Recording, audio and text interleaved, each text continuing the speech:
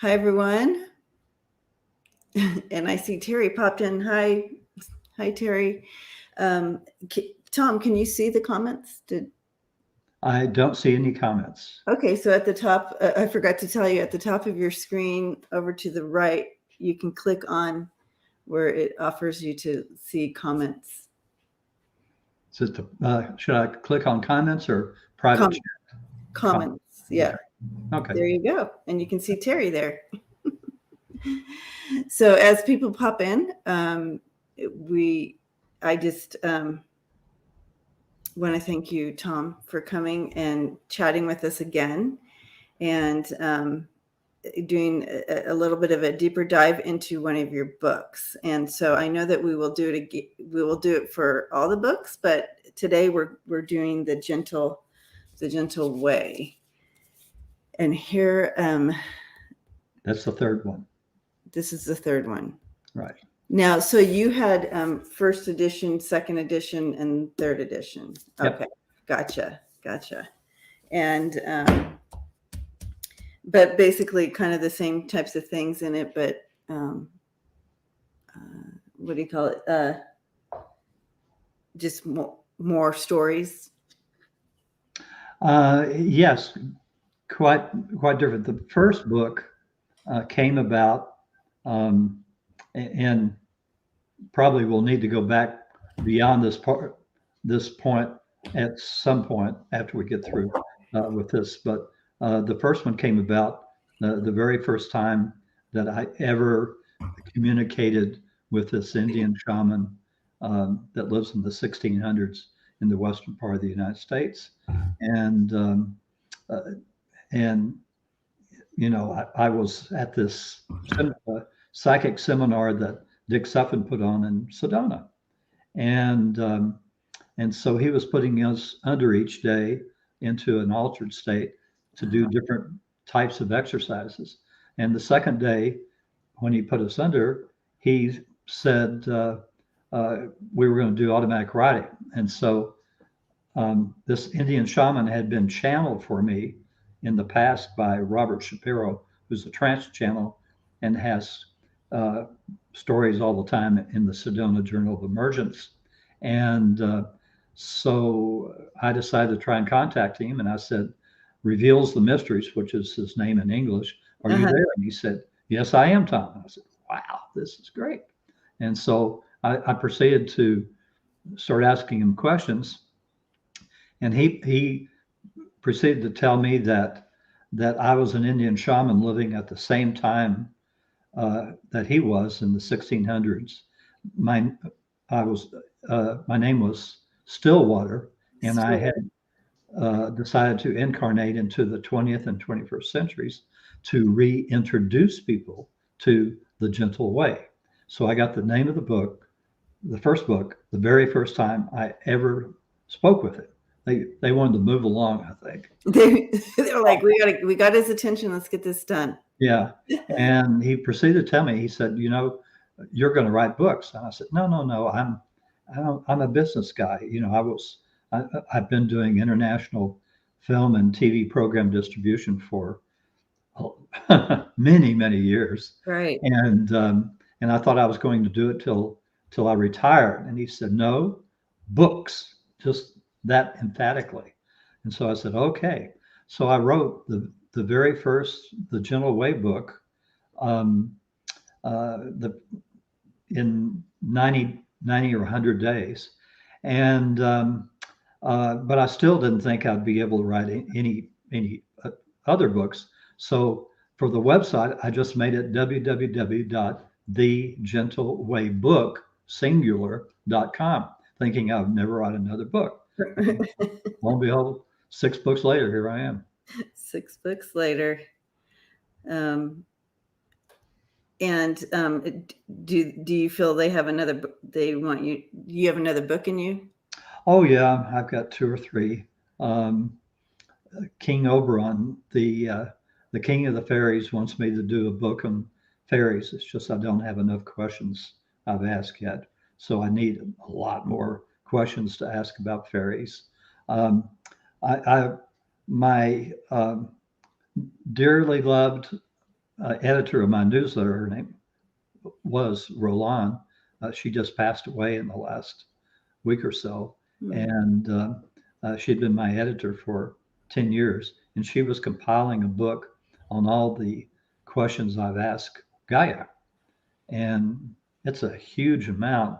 So it may turn out to be a volume 1 and volume 2. I don't know. I haven't had a chance to look at that. And so I know there's probably at least another book or 2 after that. So I'll just, if I have time, if my business doesn't keep taking over my life. We've been doing a lot of business recently. That seems to happen. If that book is supposed to happen, it will, right? And even if you are busy. So we're gonna go ahead and get started. I know there's a lot going on today, so we don't have as many people in as usual. Yeah. I feel like because we have some things happening in our nation right now, and so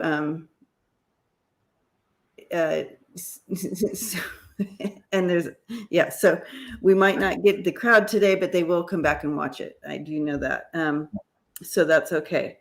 And I was just sharing it on social media to let people know we are on live now. But I do have a feeling that because of all the other things happening right now and with our nation, we have so I'm going to go ahead and finish this real quick, and then we'll move into one last. Yeah, I just in my meditations, someone asked me to ask about the abortion rights, and so I was told it's going to be a bumpy ride, but it will be reinstated within the next 2 years. Yep, I feel like right on board with what everybody's getting with all the. So that's good. That's good confirmation. But it is a bumpy road, and we're meant to fight. And that will be in my next free newsletter. Okay. That goes out on Wednesday afternoon typically, and so keep in mind, everybody, you can sign up for that free newsletter, and you just go to my website and there's a box on the front page. And your website here. Let's find it. It's at www.thegentleWaybook.com. It's my gift. There have been times when I thought, well, maybe I should charge for this, but I want people to embrace the gentle way. It's the best modality I have ever found, and I looked at a lot of them over the years, but it's so much better. One lady wrote to me and she said, the law of attraction is like driving a Ford Pinto, and the requesting benevolent outcomes the gentle way is like driving a Ferrari. Both may get you there, but the Ferrari will get you there a lot faster. So, there you go. And Jill says, why is this during today's hearing? And I know, but we had this set up way before they were having hearings. So it just happens to fall on that time, and that's okay. People, that's what replay is all about. So I know that people that wanted to be here will come and watch it. Jill, and I'm so sorry. This is just kind of how it went. And yeah, I know everybody's watching this January 6th hearing today, that Jan 6th, the hearings today. And the surprise hearing just happened to go on my spot. So it just is as it is. And that's okay. We're going to, y'all can come back and watch it when you can. Terry says that she can feel fairy energy around you. Oh. Have you always had this energy, or do you feel like it just kind of stepped in? I know I've always had something, but like I could tell from a real early age if people were lying to me. It's just like I'd get this funny feeling and things like that. But I didn't start communicating with spirit or with anybody until, till way later in life. And recently, I found out I've got a future life that's going on right now where I'm in the Pentagon, and I'm going to be an advisor for the President of the United States that's going to be elected in 2032, who's going to be a woman, I'm told. And um, and even in that life, I was born in the 1970s in that life. And that life for me is like 43 or 44 more lives ahead, because I've got a lot of set up lives to do before that one. And um, but um, I haven't started communicating yet. Only, I was told the other day, only on a subliminal basis. But soon it will happen again, like it somehow it happened to me. Wow. And we're gonna later on we'll talk about some of the timeline and like that too, to dive into that as well. Okay, so we're gonna get started. I want to, and here's if those of you who are watching later, thank you, and those of you who are here, if you don't, thegentleway.com here is go and sign up for his free newsletter and check out the website there. So I'm going to go ahead and click here. We're going to be talking about the gentle way. This is what we're looking at today, and diving into deeper. And why don't we start with some of the tools for your toolbox? Do you have that? Tools for the toolbox, a slide I sent you? No. Did you send that? Yes, but that's okay. I can go over them. Okay, so there are various tools that you can use in this life to assist you so that you have a better life. The first one I'll mention is astrology, because that's how I got on the path. Many years ago, when I used to have a small tour business, and I owned the what eventually became the largest snow ski club in Texas. I was reading the Dallas Morning News, and one day, an astrologer whose hobby was the Dallas Cowboys said, "Well, the Dallas Cowboys are not going to the Super Bowl this year, but they're going to go next year, and these are the reasons why they're not going." And so I had never read that ever. I'd only read these little columns that they have, for your sign for the daily thing. And so I tore the article out of the paper, and I put it in my desk. And at the end of the football season, I drug it out, and he had hit on about 80% of the reasons why they didn't go to the Super Bowl. So I said, I don't know how this works, but I reserved 300 seats a year in advance to go to Miami for the Super Bowl, airline seats. And so I was the very first tour operator in Dallas to ever run a trip to the Super Bowl. So after that, I started having all my ski club parties and events and everything, where there'd be Mars trine Venus, or all these different beautiful aspects. And the club grew and grew. And it also allowed me to start my own travel agency. And eventually that turned into an international wholesale tour company. And also it allowed me to put a down payment on a duplex. So there you go. Came in on that. And so I, time goes along. And also I was discovered that numerology is really a help. I recommend having a numerology chart done for each of you. When my wife and I and a couple of other couples went to Sedona on vacation, we went to one of those sort of rock shops, bookshops in Sedona, and there was a guy in there doing numerology charts, and so I decided to have mine done. And at the end of the session, he got up and bowed to me, and I thought, well, that's part of this. And he said, your life path is a 33, a spiritual master, and your name is a 44, a physical master. He said, that's really, really rare. I said, oh, okay. That's, I didn't know.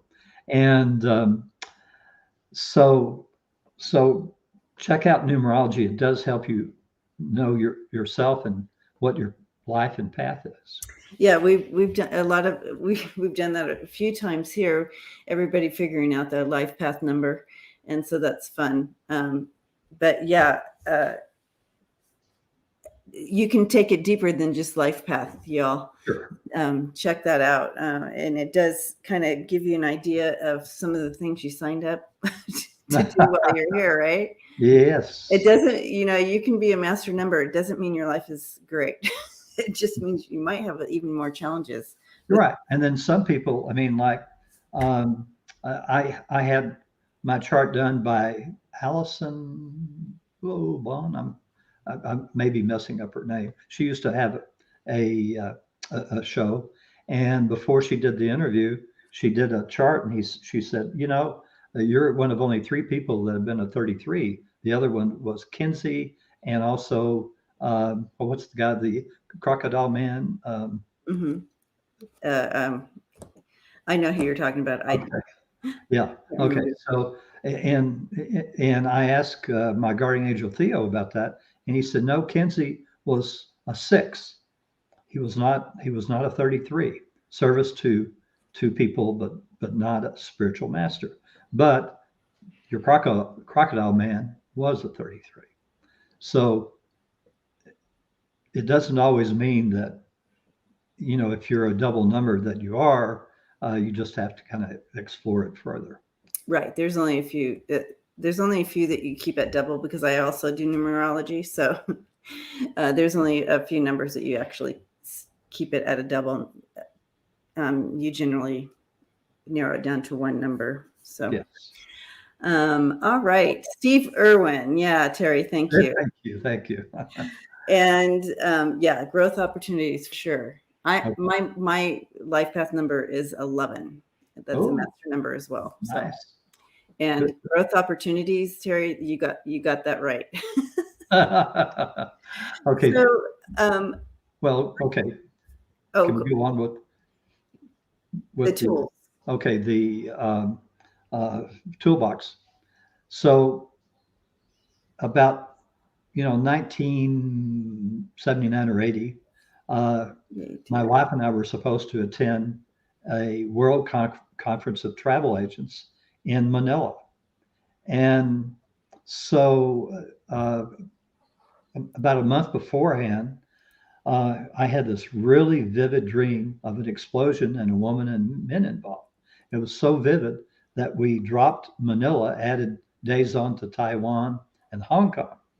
And sure enough, on the first day of the conference, terrorists exploded a bomb in the front of the hall, which is where I like to sit, and injuring travel agents. I didn't hear of anybody being killed. Still, they were injured.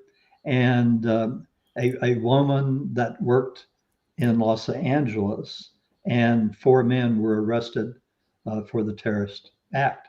Wow. After that time, I said, I'm going to record my dreams the rest of my life. And I have. I've got books, full of dreams. So I've had, and you'll have other precognitive dreams just to let you know something's going to happen. Before the Delta Airlines big jet crashed in Dallas in the 80s. A couple of weeks before, I had a dream of a Delta-shaped craft crashing.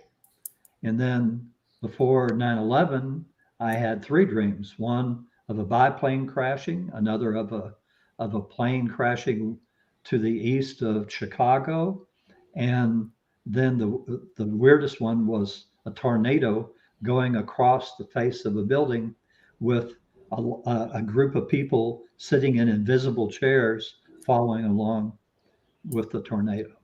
So wow. you can, and also even when the space Shuttle. shuttle crashed on takeoff, I had a dream of being up high in the air and suddenly below the ocean. So it can help you. There's lots of messages you get from your dreams, and that's probably almost a whole show, but we won't. Oh, absolutely. Dream show. And I actually do a live stream with Lisa, and it's called Dream Team. So we go through people's dreams. It's pretty fun. Terry says she's at 11 too. Hi, Vivian. Welcome. And I know that I know the hearings are on right now, so I appreciate those who are just hanging out here. We with appreciate it. Hopefully, we can get you lots of interesting information. Okay, so I know inquiring minds want to know here. Any recent dreams of any disastrous things we should know about? No, every 6 months, Gaia allows me to ask for an update on Yellowstone and the West Coast. And so I just asked about this at the 1st of June, only allows me to do this every 6 months. And because, I mean, at one point, I even wrote almost a whole book about the possibility of all this happening that I was receiving. And so Gaia said that there's a 75% probability of Yellowstone erupting now, and 65% for the West Coast quakes. And this has stayed the same for about the last six months, year, something like that. So it hasn't moved too much. She wants to move the earth, but our souls are saying there's too much to be learned still before they would prefer that she moves any earth. But she said that in between these 6 months, if I suddenly see a lot of people leaving California and a lot of people coming into California or the West Coast, then to check back in, because it could be that she's been given the go ahead. Okay. So that's the primer. If you read, oh gosh, there's a lot of people moving out and a lot of people moving in, there is a reason for that. Okay. Well, we do know there's a lot of people moving out. I haven't heard of the influx going in, however, yet. Yeah. So, wow. In fact, I was just walking my dogs, I think it was yesterday, and new neighbor right around the block had some workmen there, and he had just moved from San Francisco. So. Oh, okay. Yeah. Terry says, we appreciate having this private lesson. So this is good. Okay. So tools. So can we move in? Are we ready to move into the book a little bit? Yes, because the last tool for your toolbox is obviously requesting benevolent outcomes. Requesting those benevolent outcomes. And so here we go, you guys. The most important of all. All right, you guys have your pens and papers out, right? Because you're gonna be wanting to write some stuff down. So what is a benevolent? When you say benevolent outcome, what is that? Okay, benevolent is defined as something good. Okay. And benevolent outcomes are good. They are requests that you make out loud, and you can believe that the requests, now I've been told, of course, that they go to our guardian angels, which we can get into in a minute, but uh, you can believe they go to God, Allah, Jesus, uh, you know, some Michael, whoever you want to believe, but how our Creator, and but Creator, um, out of love, requested these golden light beings to come to watch over us, and a, a little over 1 million golden light beings take care of hundreds of thousands of people in all of your lives on earth, plus all the 12 parallel lives. So we're talking about really being busy because they're all going on at the same time. There's no, um, there's no uh, uh, time. It's just an illusion to us. That's why I can describe it. Right.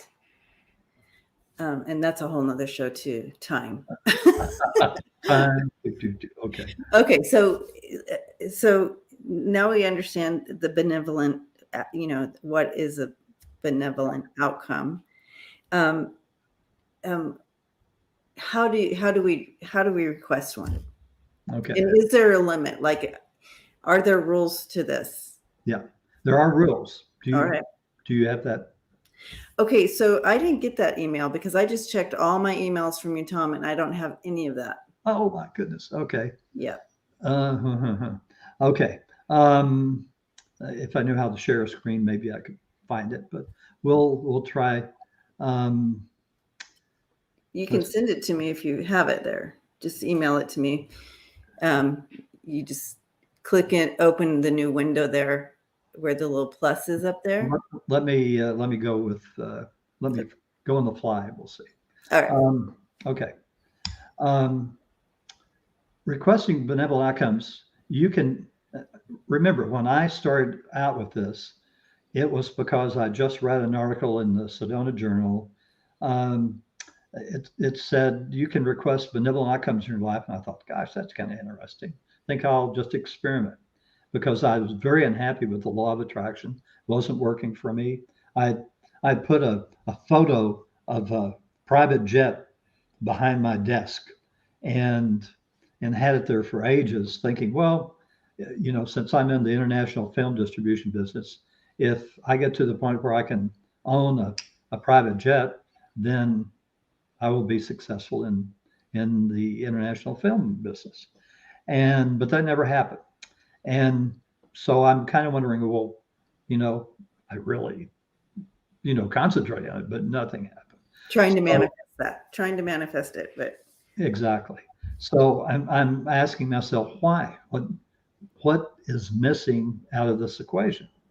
And so when I started requesting these benevolent outcomes, I didn't know exactly how to do it. I just sort of experimented. And I'd say I request a benevolent outcome for my drive to the post office, or I request the most benevolent outcome for my drive to Kroger's and for a parking spot and close to the door.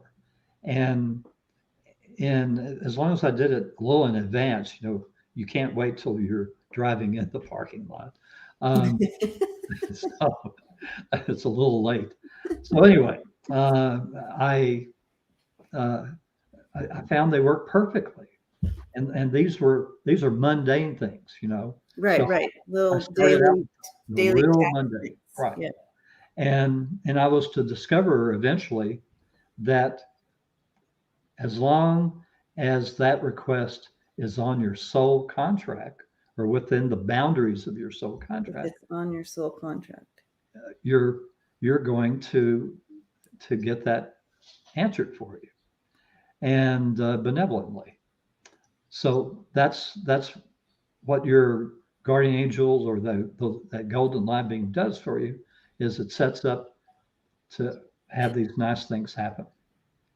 And so let me pause you here. So if we put this in the benevolent prayer request, or however you say it, and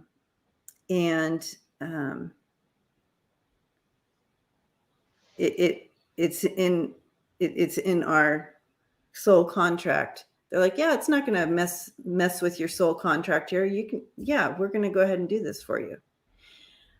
If it's going to mess with our soul contract somehow, as far as facing growth opportunities, as Terry puts it, then they won't answer. They won't answer it or whatever. Right. And I can give you a big example of that. It's been at least 10 years or more. But there was a guy who used to live literally only a block from where I lived in the section of town of Dallas that we lived in, just called University Park. And he lived only one block away, but he had moved before we ever moved to that particular house. And so I got to know him. He had produced and directed a couple of films with Stacy Keach. And so I represented those for him internationally. And he had wound up sailing a boat around the world, sailed up the Seine River, tied up, got out, walked around, and met a French professor who they wound up marrying. And so one of his friends had the rights to some spy novels written by a British writer by the name of Cheney. And so for a couple of years, I tried to raise money for us to do a series of 5 spy novel films from World War II. And every time I would get close, something weird, really weird would happen, and it would fall apart. And so finally I was asking Theo one day, why is this not happening? He said, Tom, he said, if you'd gone down that path, you would never have reached the number of people that you're going to reach in your speaking and books, and as it turns out, a documentary that's coming. So that's a big instance. It was not on my soul contract. So when you request benevolent outcomes, it keeps you on your soul contract. All right. You don't, as Theo says, you don't go wandering off the reservation. And you know what I like about that? It's so encouraging, and I hope everybody here and takes this in, that when we get a no, it's okay. It's really keeping us on what we wanted to do this time around here. Yes, and which we don't know about because we're veiled. Right, we're veiled. Yeah. Right. And another great thing about requesting benevolent outcomes is that, people say, well, how can I ascend, or how can I raise my vibrational level? You request benevolent outcomes, and it slowly but surely raises your vibrational level the whole time. Oh, wow. Yeah, because it keeps you in that, it keeps you at that level of connection and communication. Yes. With your angels and spirit, I call it spirit team. And you do have a spirit team. We can go in the guides if you want to. But. Yeah, spirit team, angel, all linked in together. And so is it important just to do it on big ticket items, so to speak? Or is this something that we can just literally maneuver through our day and continue to kind of keep that intention moving and praying? Well, I do it, if I'm going to make a phone call to a potential client, or maybe I send an email to a potential client, I'll say, I request the most benevolent outcome for the results of this email or this phone call to have results even better than I can hope for or expect. So I open the door wide for something that I have no idea might happen. So the language and how you word it is important. I tried to make it easy for everybody to remember.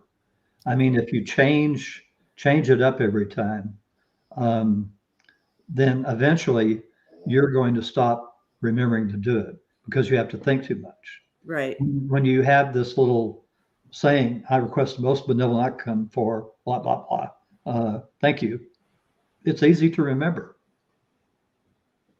And we can get into benevolent prayers, which are for other people, but let's stick here for a minute.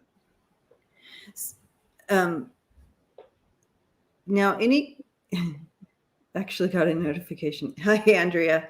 Most everyone is watching the hearing right now, but welcome and thanks for hanging out with us, Andrea. So, surprise, surprise. Yeah. Surprise. Now,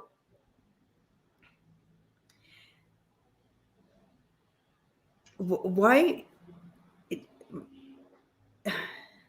if Spirit knows our heart and minds and souls, why is it important to do this, to ask this? If they already know that we hope for the rest of our life benevolent outcome in everything that we do, why is it important to take these steps? Well, okay, first of all, we don't know. We're veiled. And by being veiled, we have what's called free choice. But that path may not be the best for us. It may, and our souls know that there are going to be places in life where we're going to reach junctions where we can take a second road. And if you're requesting benevolent outcomes, you keep on the main road. If you don't, that free choice may throw you off onto a secondary road where you don't meet the people that you're supposed to meet. All sorts of things, but not as good things can happen. And your soul has a whole list of things for you to experience on that secondary road, but they're just not as good as what your plan was before this life. Okay. And I just find that like what you were touching on earlier, that it kind of keeps you in asking most benevolent outcome and having that in your radar on it every day and kind of throughout the day. It does keep that beautiful connection to you and your spirit team, and keeps you at that higher vibration, like you were saying. Now, if let's say you're out of a lot of trouble. Yeah, it can bail you out of a lot of trouble. I had a time when I found about 250 Mexican films that a lab in Los Angeles had taken over because they were not paid. And so I knew a lot of them were in the public domain. And there was a Spanish network here in the Dallas-Fort Worth area. They're no longer here, so I could talk about it. And no longer in business. And so I went to them, and my contract with them said that they first were going to have to check to make sure that the films could be shown on TV, because some of them would be R-rated.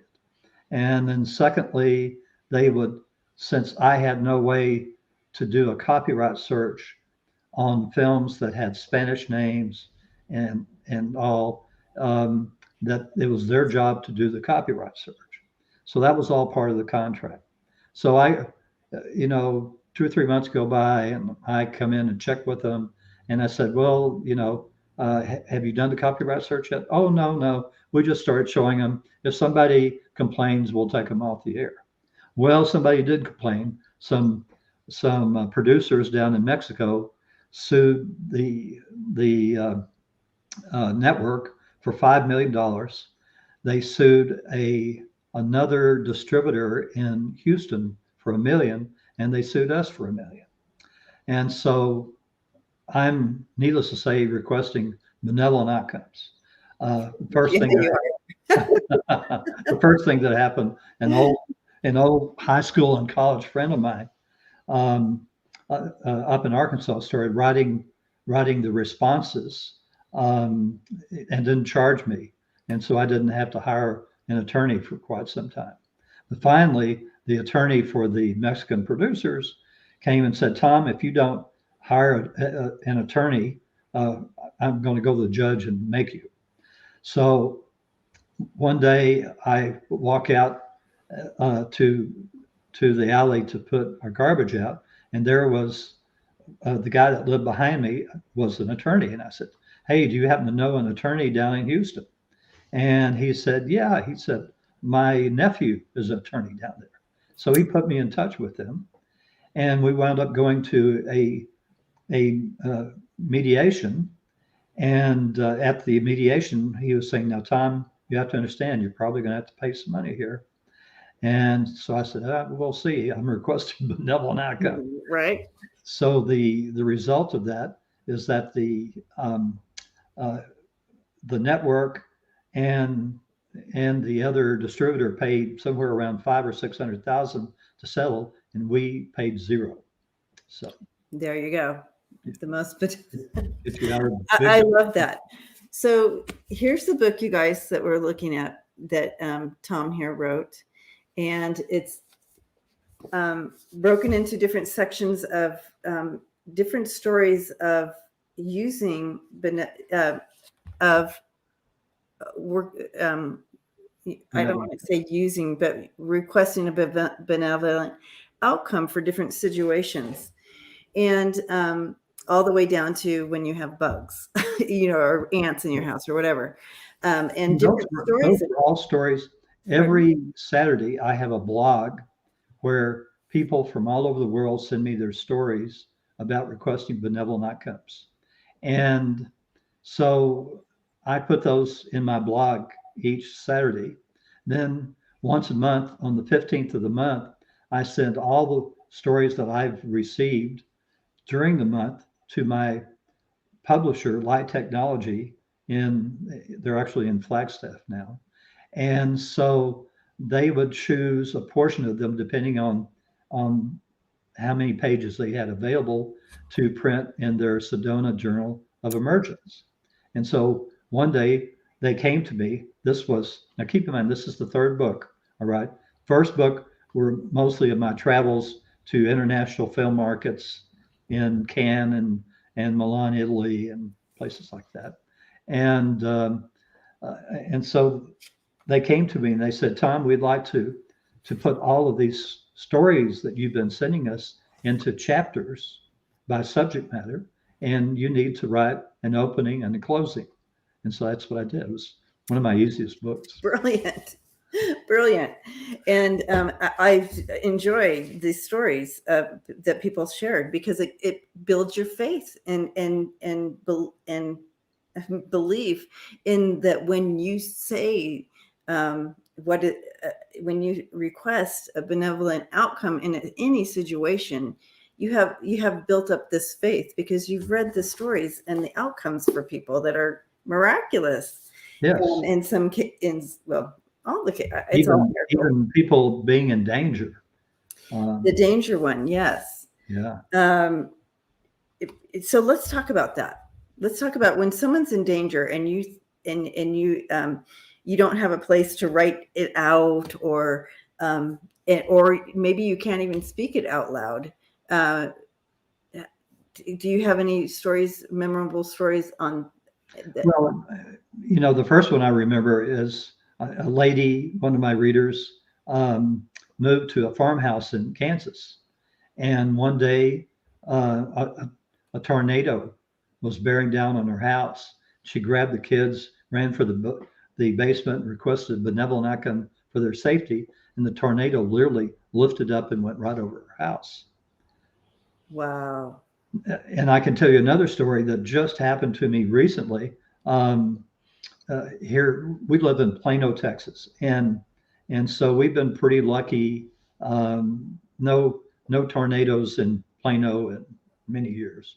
And so there was a really outbreak of strong storms, and there was this rotating cloud coming out of Tarrant County, which is where Fort Worth is located, and it was coming right across, and it was headed right in our direction to the point where they started on the weather started listing the streets just to the southwest of us, saying it's passing this street and that street, and so we had headed for our bathroom that's in the interior of the house, and so both my wife Dina and I requested, and our son requested benevolent outcomes for our safety and all. And within 2 minutes, the rotating cloud completely dissipated, went back into the thunderstorm, and it just came across as a regular line of thunderstorms. No rotating cloud. And the weatherman said, well, we're going to have to study that to see why that happened. So, wow. Yeah, we can tell you why that happened. So that was another lady told me that her daughter was in a California town, and I think in the book maybe I listed town, I've forgotten it. And she was walking down the street, and at night, and a van with some guys in it started following her, and so she requested a benevolent outcome. And just then, a group of people came out of this house, and when the van saw them, it took off. And she said, I know that benevolent outcome saved her. So Amen. there are times when you can have it, when you really are in danger. Wow. And Ingrid has a question here. Okay. If I have my mind set on getting a particular house, how would she ask in regards to that? And that we do have that in here as well, but how would she ask that? Okay. So you say, I request a most benevolent outcome for the perfect house for me, or the perfect home for me. Leave it open-ended, because maybe there are plans that you don't know about that will give you a house better than you expected. Okay. That's key. Okay. So when we decided to downsize, as we were getting older, we didn't want to have the upkeep on a large house, and we decided to move here to Plano.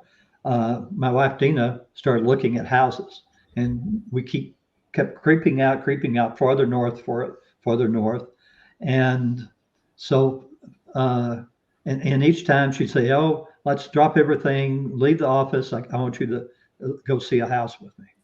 So we'd go, and finally, we even made an offer on one house, and I'm requesting a most benevolent outcome for this to be the house or whatever. And somebody came in and paid full price, which at that time period was unheard of, but it wasn't the house. So finally, I said, "Okay, I request a most benevolent outcome for the perfect house for us."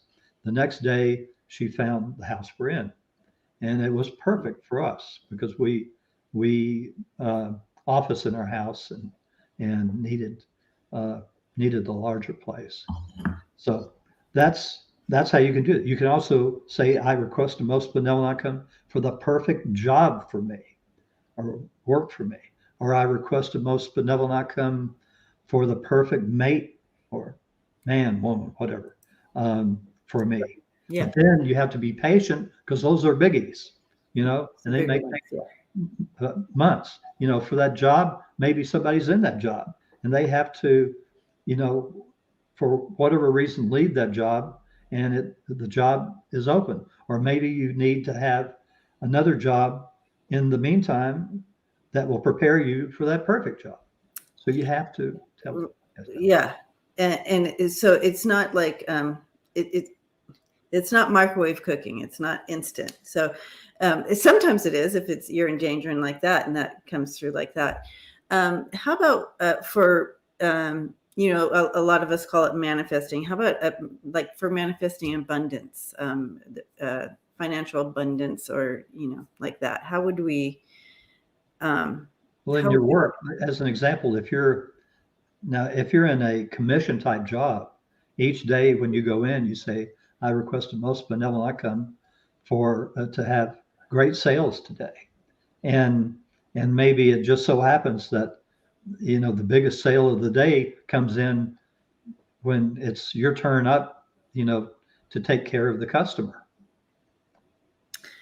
Now that's, right. that's one of many. It all revolves around just continuing to request benevolent outcomes, and it can be for the commissions. One lady told me that she's a waitress, and she really needed, some good tips on a day in where she was going to owe some money, and she requested benevolent outcome. She got higher tips than everybody else in the restaurant. So in your book, you do have a chapter on requesting for abundance there. Okay. And, you do offer different stories of more specific. So there's, not gambling. We're only on abundance right now, right? Yeah, we're on abundance. Okay. Because this is one thing, we're all concerned. Humans, we're concerned about paying our bills, and we're concerned about our health and those types of things. And also, you can say, I request the most benevolent outcome to make enough money to pay my bills this month. That's. Or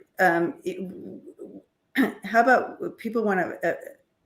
They want increase, right? They want increase of finances.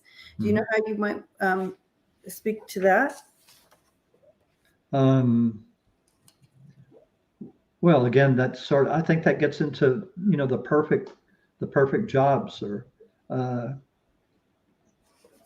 because if it would mean that it gives you a sufficient income. Okay, so putting in the detail. So I feel like it's not just an open-ending most benevolent outcome, and I've had people abundance for me this year. I'm in a bad situation. What can I do? And I'll say, okay, I request the most benevolent outcome for a money miracle. Thank you. Money miracles. Okay, There you go. But anyways, good chapter on that. And it really talks, there's details, even, detailed stories here. And it shows these outcomes that will build your faith in acknowledging that I too can have a benevolent outcome financially for myself in whatever areas it is. So I encourage people to read that. You can request benevolent outcomes, when you have medical issues. Yeah. So that's the other chapter I was looking at. Okay. Yeah.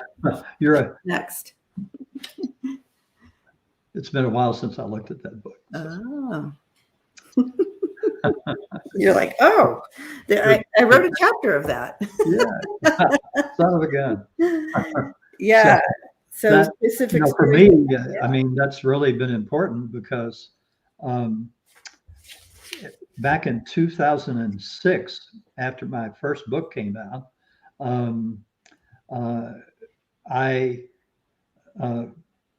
had congestive heart failure, and so I wound up having an ablation, and so after the ablation, I had a talk down in Houston, and we were going to drive down there, but we flew, and they even had a wheelchair if I needed it at the airport in order to go and talk to it was a church, Metaphysical church that had me coming down. And so I made that, but then I was supposed to be doing a book tour, and so we had gone up to I can't remember, Seattle, Portland, and we got down to San Francisco, and everything was so rushed getting out to the bookstore where I was supposed to do book signings and do a talk, that I started having fast heart again. I wound up in the hospital in San Francisco, where they got my heart back beating normally again. So that's but before I had the operation, I said, okay, I request a most benevolent outcome for the results of this operation to be better than I can hope for or expect. So it took care of me all the way up until 215. Now, when I tell you this jumps in a little bit to benevolent prayers, where you say for other people. Right. So when this happened to me again in 2015, they were rolling me into the operating room. I said, don't put me under until I say my benevolent prayer. And so I said, I ask any and all beings to aid and assist the surgeon, staff, and nurses to perform their work perfectly and for the results to be even better than I can hope for or expect. And so I said, now you can put me under. One of the nurses said, I like that prayer. So that's something that gets into benevolent prayers that you say for other people. Yes. And that's in the book here too, guys. I had it. Oh, is it? Marvita says, nice to meet you, Tom. Tom T. Moore, she says.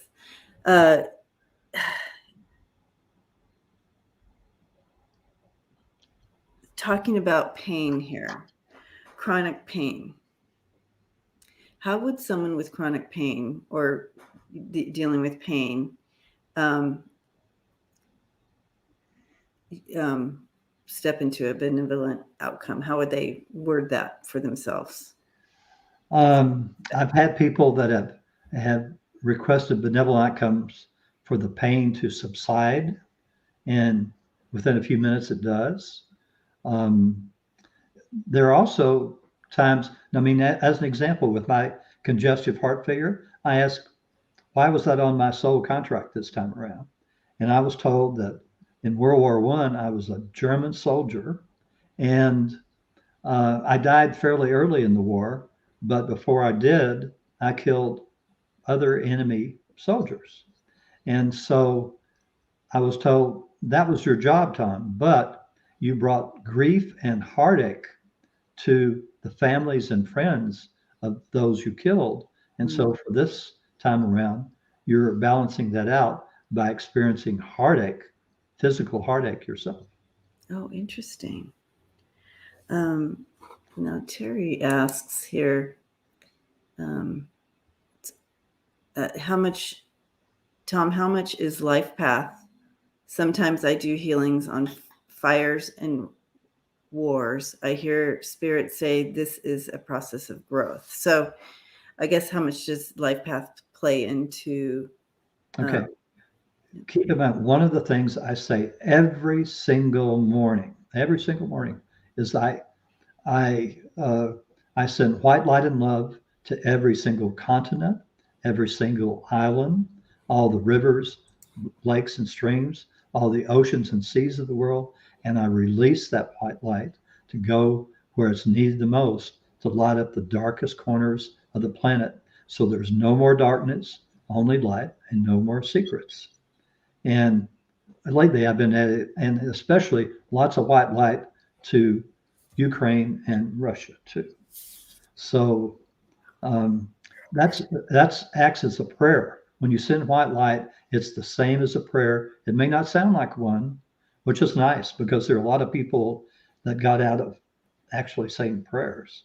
And it's just like requesting benevolent outcomes. Where is it going? It's going to spirit, but it doesn't exactly sound that way. But you can ask for these things and you'll get them as long as it's within your soul path. So there's, you don't have to go to some clergy, we'll call them in general, to have them pray for you for that. And I think in your book you have a section in here. It's MP, right? You is it? I think you designated MP, and that's for praying for outside. It's praying for others. Oh, BP. BP. There we go. There you go. Okay, BP. that's I knew it that's was what benevolent prayers are. benevolent prayers, and that would be what you just described. Do you have descriptions of? I feel like I read some throughout many different times where you wrote out the prayer for people. Is there one in there specifically? Well, okay, keep in mind, in my very first book, I called Benevolent Prayers. I actually called them, um, I called them something else. It's been so long. Sorry, 2005. Um, uh, anyway, I called them something. By the second book, I had changed it to Benevolent Prayer because it ties in with what you're doing for yourself and makes it very easy for you to remember. So I came up with the saying, with what you can say each time. I ask any and all beings to blank, blank, blank. Thank you. Okay. And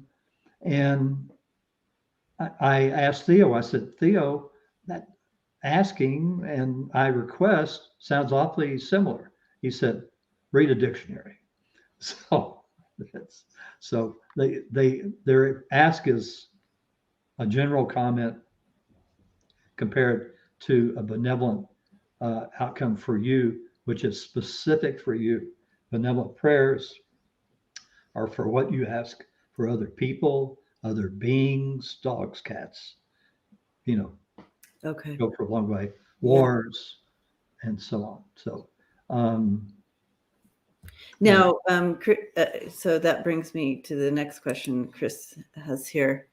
Will Spirit agree with the request about benevolent outcome in regards to the overturn of Roe? okay, repeat. So, will Spirit would this be a good prayer in regards to a benevolent outcome? Would that be something that we could pray? Benevolent. Yeah, you can ask. To the overturn Yeah, of you can Roe. ask any and all beings to aid and assist in Congress passing laws that are the most benevolent for the population, for uh, everyone affected by this, and for the world. So that is general enough that you may think you know what Congress should pass, but maybe it turns out to be something different. But you have to open it up and let Spirit um, kind of work that. See, in again, this is going to be in the newsletter this week.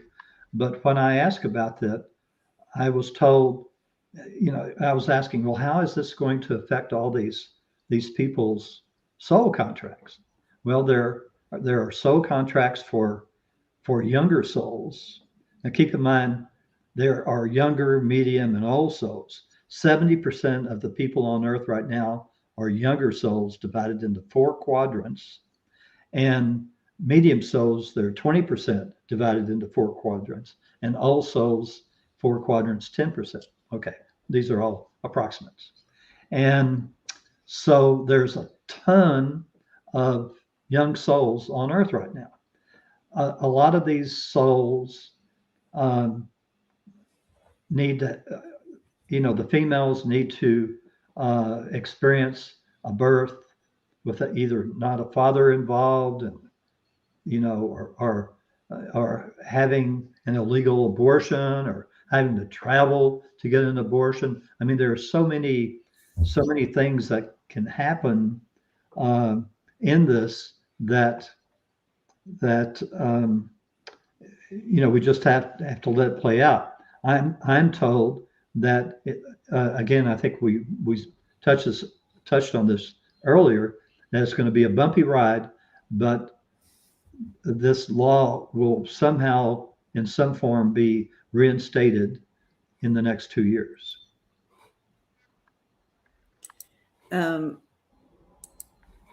So we just keep requesting Congress passes law. It was just like I had everybody requesting, saying a benevolent prayer for Congress to pass gun legislation. And so they did finally. Yeah. And so this is something we can do, guys, is, The more people that do it. Benevolent outcome for the January 6th committee, that whole right thing. So using this, and we literally make that list. You can read it every morning if you want, right? With your list, with the prayer in there. And I will say on Benevolent Prayers, I'm told that the more people that say the exactly the same benevolent prayer within like a 24 or 48 hour period, that it acts in a crescendo effect. And so maybe it's only 100 people saying that prayer, but it's like 1,000 people because of the energy it creates. Or if it's 1,000 people, it's 10,000. So I'm told somehow in the future, I'm supposed to lead 1 million people in a prayer for world peace. I don't know how that's going to happen. I have no idea, but that's what I've been told. Awesome. Terry would like to hear a little bit more about the golden light beings. Oh, okay. These golden light beings are really, truly old souls. They're whole souls, but they have been around so long, so many eons, that they raised their vibrational level to a point where they glow a golden light. And that's why they're called golden light beings. And so they're very powerful, and that's why they can handle hundreds of thousands of people all at the same time. And so when I first kind of started out, I started out by saying, "Guardian Angel, what name shall I call you?" And he said, "Oh, Tom," he said, "we're not too big on names over here." And he said, humans do not have the vocal cords to be able to pronounce angelic names, and you would just be frustrated. So he said, "You can call me Tom, Dick, or Harry, but Tom's going to be a little difficult in your meditations." So I thought for a while, and a couple of weeks later, the name Theo popped into my head. And I said, and later I was to find it, much later, I didn't think to ask this for a long time. One day I asked him, I said, "Theo, have I ever called you this same name in other lives?" He said, "Oh, yes, hundreds." So, oh, wow. Oh, that's interesting. Yeah. And when I speak, when I communicate with spirit, one of the first souls I communicate with is Gaia, soul of the earth.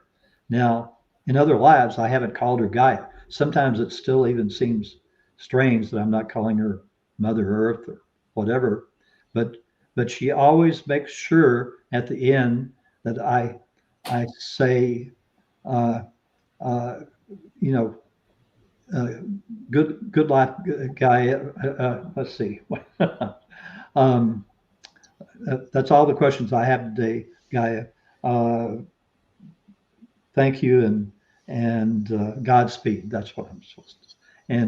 And she always comes back and says, "Godspeed, Tom, and have a wonderful day." Okay, that's her little sign off to me.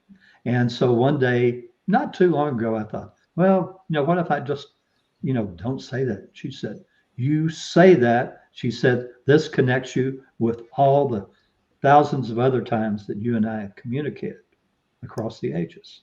For some reason, I have to say that. Oh, interesting. Yeah.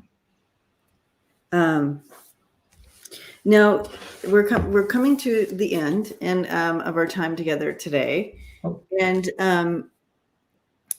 but I wanted to know if you had a particular story that kind of blew you away in regards to praying the benevolent prayer, or for the personal, where they did it personally for them, or something else.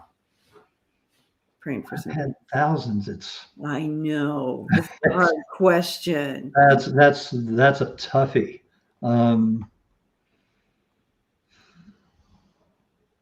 bu- bu- bu- bu- you know,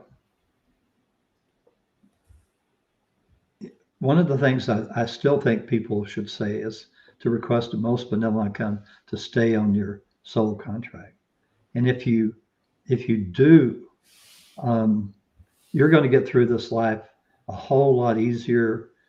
Uh, it's been, Theo explained to me. He said it's like going down a road and suddenly there's this brick wall in front of you that you have to scale. And he said if you request benevolent outcomes, that brick wall turns into a big old speed bump. You still have the same experience, but it's not as bad as it would have been had you not been requesting benevolent outcomes. So it's something that you can use every day of your life, and for the small things, it's caused me to not be in two wrecks. One time I flew into Nice, rented a car because I had two big 70-pound trunks on wheels that contained all my stuff for my booth.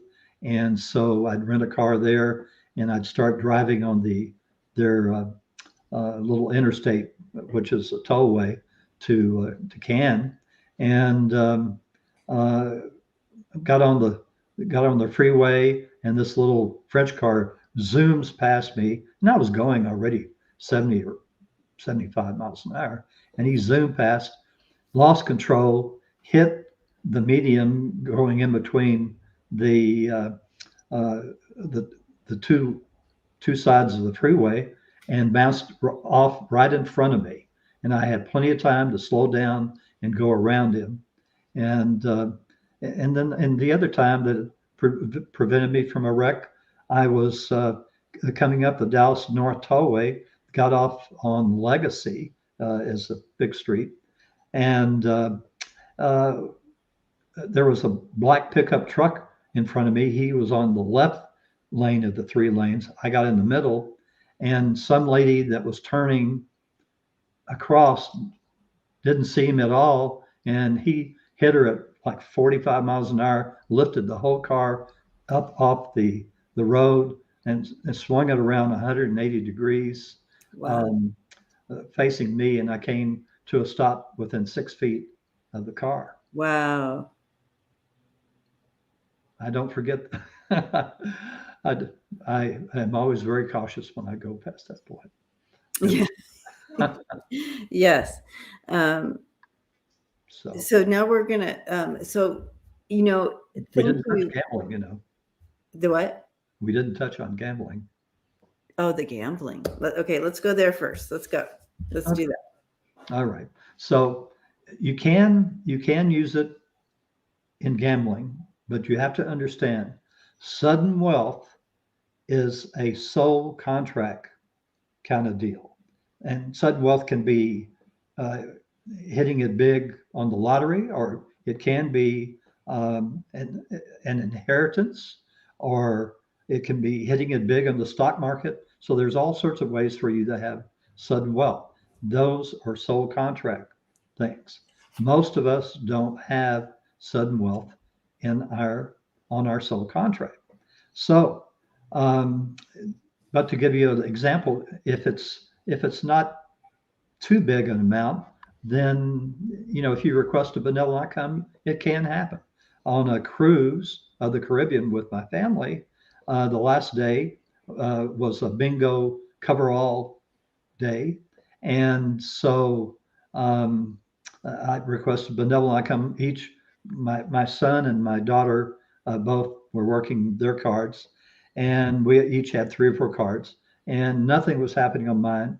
And suddenly, bang, number, bang, number, bang, number. I mean, literally right in a row. And I'm going, bingo. And the kid next to me, 12 years old, says bingo too. And people probably thought he was my kid, but he wasn't. And it turned out that another family and we split an $8,400 pot. And that money, along with the fact that there had been a leak on one of the decks, which didn't affect us. They all gave everybody 50% off on their next cruise as long as it was taken in a year. And so we took the same cruise the next year. Wow. That is so cool. So how do you pray for, how would you word that then if you're wording for sudden wealth? If you're going into a casino, I request most benevolent outcome to find the perfect table for me that I can win some money at, or I request most benevolent outcome to win some money this evening. You can do things like that. If it's a lottery, typically I think it has to be for a really good reason. So as an example, a lady up in Canada wrote to me and said that they were going to lose their vacation house that had been in their family for many years, but because of taxes. And so she said, I requested a benevolent outcome to win the Canadian lottery, and I won 1 million Canadian dollars. So that's the most that I've ever heard anybody, win from requesting a benevolent outcome. Wow. She had a reason. She had something to use that money for. I love that. I mean, that's a great faith builder, you guys. So again, I want to recommend this book, but before we go, we wanted to show you a graph from something we talked about last time, and we'll get into that in just a second. Mm-hmm. But here's the book. Faith. And there are 3 books. Notice that's number 3. Number 3. Getaway 1, Getaway 2. So all wonderful stories and faith builders, and also examples of how to put it into words for yourself and so forth. So that's the book there. And just recommendations for other of his books. We have The Gentle Way with Pets that we will discuss at some point in depth as well. And then we have his book, The First Contact, that we will also have a conversation about. And Atlantis and Lemuria, The Lost Continents Revealed. I think we discussed this before, and this will be our next discussion, will be on this book. And so I'm super excited about that. But Tom, let's talk about this. What is it? What does this mean? Okay. In the last time that we spoke, that I did an interview with you, there were some questions about timelines. And I suggest that anyone, I thought we covered a lot of ground on that interview, so you might tell everybody how to find it. Yeah. Right. If you missed his first interview, you guys go back and watch it. It's in the video lineup on my channel. So. Yeah. And so anyway, each of our lives on Earth, and for most people, the average number of lives is 600 to 800. When I asked why is there such a big difference between 600 and 800, I was told that some souls like to get everything done as quickly as possible, and other souls will take longer. And you have to understand, it's not perfectly 600, not perfectly 800. It could be 597 or 603 or whatever it happens to be, or 786 or whatever. Anyway, it can be whatever it happens to be for you to get all of the things that you have to experience on Earth. We have to experience every single thing, the good, the bad, and the ugly of what a life on Earth can be.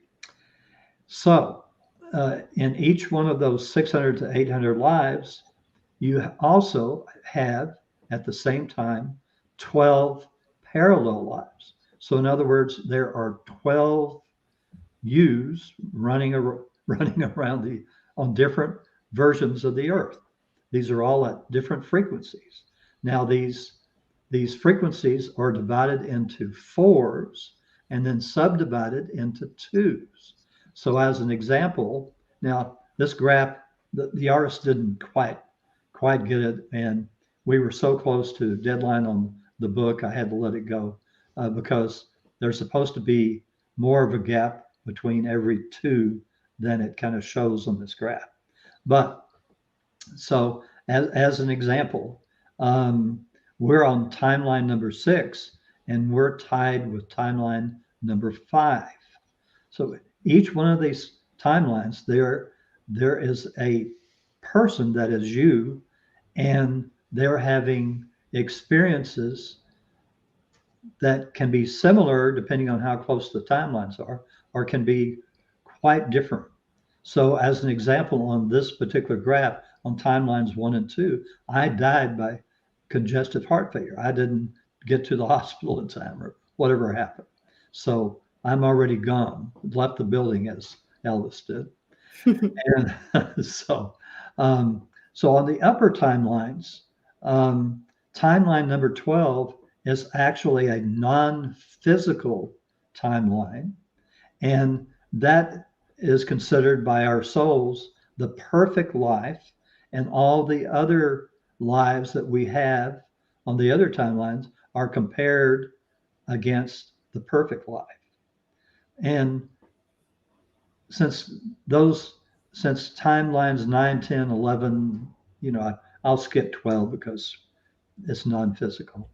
Since they're having much easier lives, most of the inventions will start on the upper timelines, and they'll work their way down to our timeline, and then farther down. So that's, that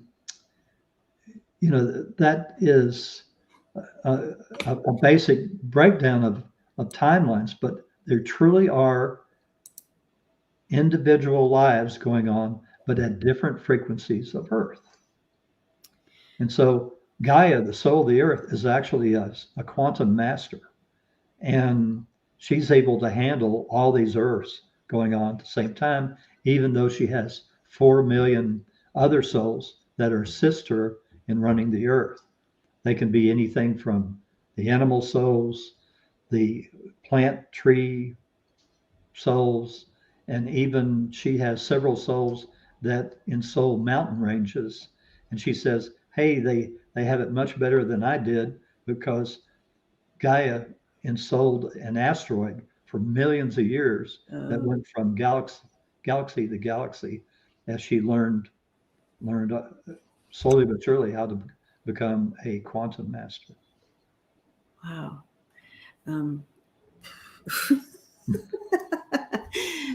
So I wonder what our perfect life is. What would that look like?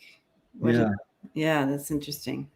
Well, on the upper timelines, Vietnam didn't happen. The war didn't happen. They settled without a war. Oh, okay. There you go. Yeah. So there's a couple questions that came in here, but first, Doris says she just finished Atlantis and Lemuria. Gave you a thumbs up. Oh, thank you, Doris. Great, appreciate it.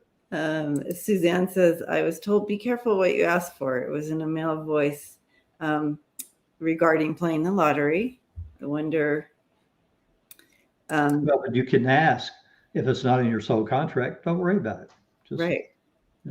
Yep. Or, or you can ask on the lottery, well, it'd be nice if I could win 50,000, or, something like smaller amount. A smaller amount. Yeah. Here we go. Terry asks, when we exist, then we exist as golden beings and so forth in regards to the timeline, or is it just this self in regards to? No. Do we ever exist as golden beings? No, we don't. Our souls responded to Creator. Creator wanted to do an experiment, and Earth was the experiment, so it's called the Earth experiment, where none of the trillions of other universes, nor even our universe, had ever been able to work with 4 negative energies. All right. And I've had lots of readers suggest what the 4 negative energies are. Nobody's even come close yet. So the guy said one day in the future, somebody is going to get close, but the scientists are not even looking for these 4 negative energies. And everybody else in our universe and all the other trillions of other universes only exist in the 10 positive energies. Okay. So the creator put out this call, and we had to have reached a certain vibrational level in order to even take part in the Earth experiment. So that was first priority. The second thing is that creator promised us that it would fast track the raising of our vibrational levels. I don't know if it'll be as high as the golden light beings. That's something to learn in the future. And the third thing is that sometime in a few million years, creator we're going to merge into a creator ourselves, which has never been done in any of the trillions of other universes. And we're going to merge into a creator, and we're going to take over running this universe for creator. And creator is going up to like a 30-second level or something like that. Okay. So there are big plans for us, and we're called the Explorer Race because when we go out to the stars around 3250, we're going to take these small amounts of negative energy with us, and it's going to cause the whole rest of our universe and eventually all the other universes to raise their vibrational levels. Wow. And I feel like we'll get into that even more as we deep dive into some of the other books, right? This goes into, is Gaia a creator or almost a creator? Is she considered a creator? No. She says, think of me as like the conductor of the orchestra. She said, I'm a soul. Yes, she's a quantum master, but she is going to continue to run the earth long after we leave. All of us are going to be gone within 7,000 years. And at that point, Earth will become a tourist attraction, and trillions of people from not only our universe, but all the other ones will want to come to Earth because we are the gem of this universe, and we have more different plant lives and animal lives and everything in our universe, on our planet than anyone else. Even the dinosaurs are going to come back. I thought this was interesting. I think this was in my newsletter maybe last week. And the dinosaurs are going to be given their own island where everyone will be able to come and look at them. I'm saying, boy, that sounds like Jurassic Park to me. Right. It sounds a little bit scary. Sandy says,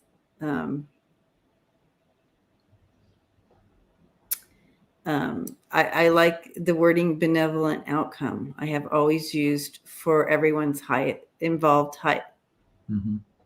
highest good, highest and best good. And she said, I'm looking forward to reading this book. Yeah. Right. And if you can't say most benevolent outcome, just remember for those people that have a problem saying benevolent, that was a word that was very rarely used back in the day. Mm-hmm. You can say MBO, and your guardian angel will know what you're saying. MBO, I like that. So MBO.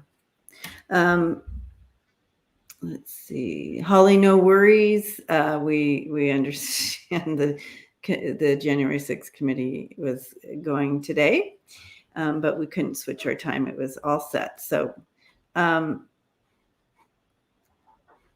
right.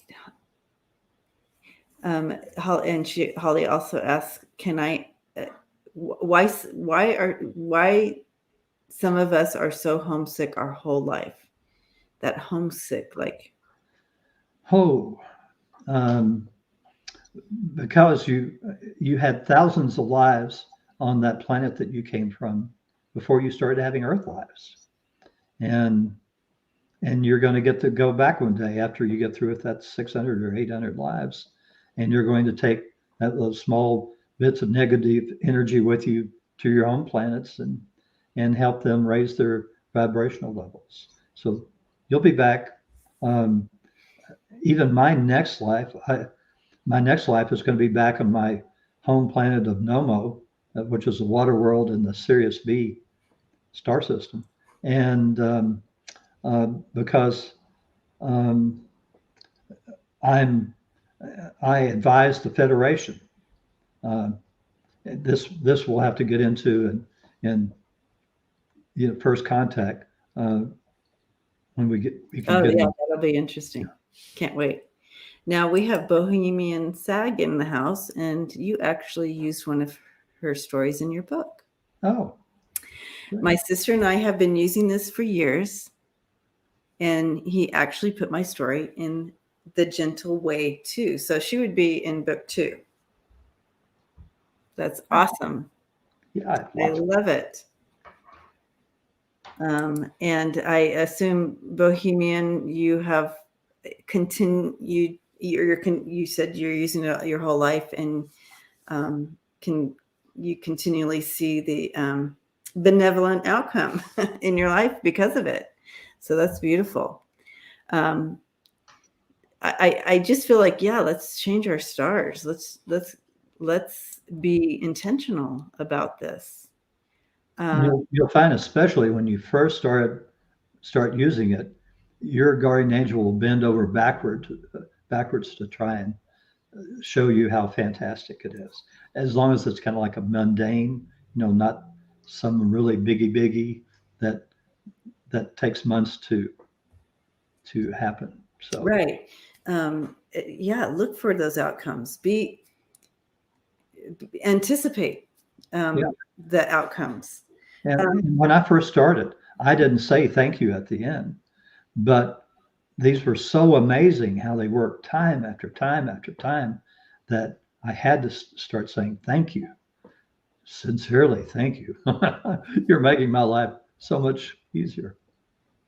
Well, I just want to thank you, Tom, for hanging out with us today. And she avoided a terrible car accident. Wow, Bohemian. And so thank you for taking the mystery out of all this. And I look forward to more conversations between us in regards to taking the mystery out of things and highlighting some. We have these questions, even if we don't know we have these questions. As soon as we start talking about it, we have these questions like, oh, I was wondering about that. Mm-hmm. And I thought that, we all, that's that connection we have. So,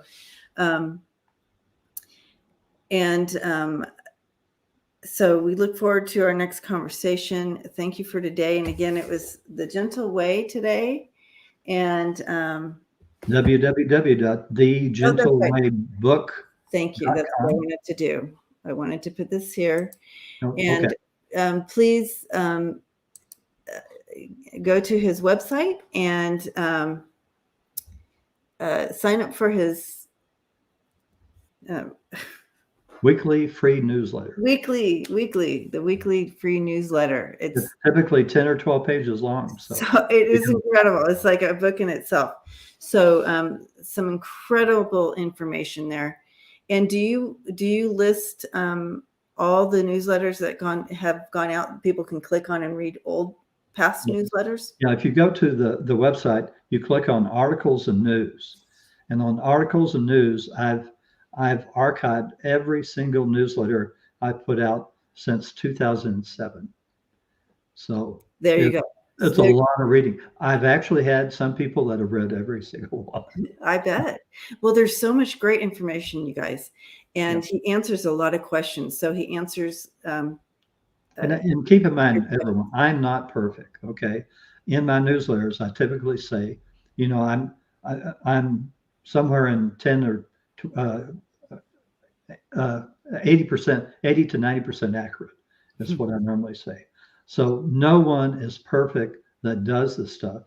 One of the things I'm trying to teach everybody is that you can do the same meditative sessions that I do. They're real easy to do. You have the pineal gland in the back of your head that acts as an antenna for all types of telepathic information, whether they be thoughts or whether whatever it happens to be. It comes through that antenna in the back of your head. So you have the same thing I do. It's just that I've had tons and tons of practice, and I'm told I'm the only tuning that antenna. Yeah, and using it. And I'm told I'm the only person in the world that takes on all these questions that anybody and everyone sends. So that's So lots of questions to look. Terry Renner gets the award for hanging out with us the entire time, and Vivian and several others that probably didn't comment. But thank you for being here, even though there was lots of other things to be watching right now. But I know that a lot of people will watch it later, and some are already saying that. But I was hoping to close today with a benevolent prayer that we can all say together.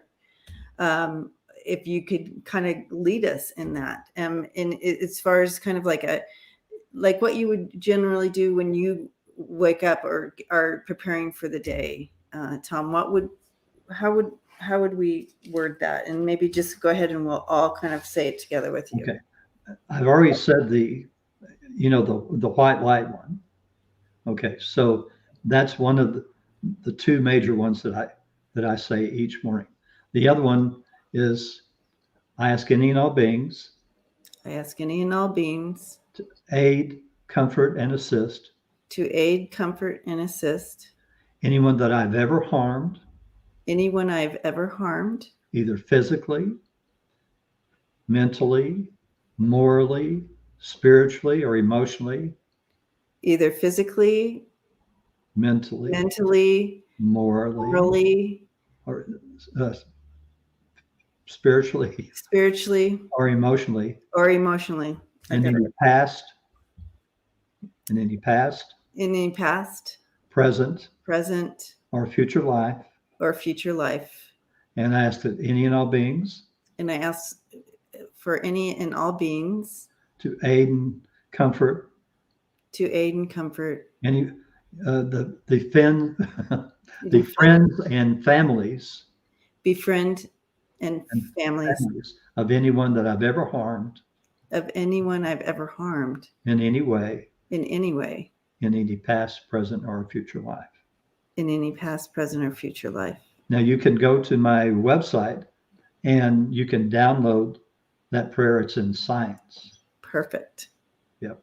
And you can print it out, put it on the mirror somewhere in whatever, and say that every day. Theo tells me that does wonders, because that is like a forgiveness prayer that goes to every single life that you're having on earth, past, present, and future. Wow. And it makes all of your future lives easier. Thank you for that. And do you have those in different languages posted, or? I don't. Haven't gotten to that point. My books have been available over the years, and the first book anyway, in German, Greek, Spanish, and it's been translated into French. We're trying to find a French publisher right now. Okay. And also it's being translated at the present time into Hindi. Oh, awesome. Okay, incredible. Okay. Well, thank you, and blessings to everyone. Thank you for being here. Thanks for showing up, everybody. Thank you. Well, if they didn't show up during it, they're going to show up after, I can tell you that. So I know that they were all looking forward to this. Hi, Craig. So we'll keep you posted for our next meet and greet as we deep dive into Atlantis and Lemuria. So that'll be our next go around. So we'll see you all. We'll see you all next time. Bye.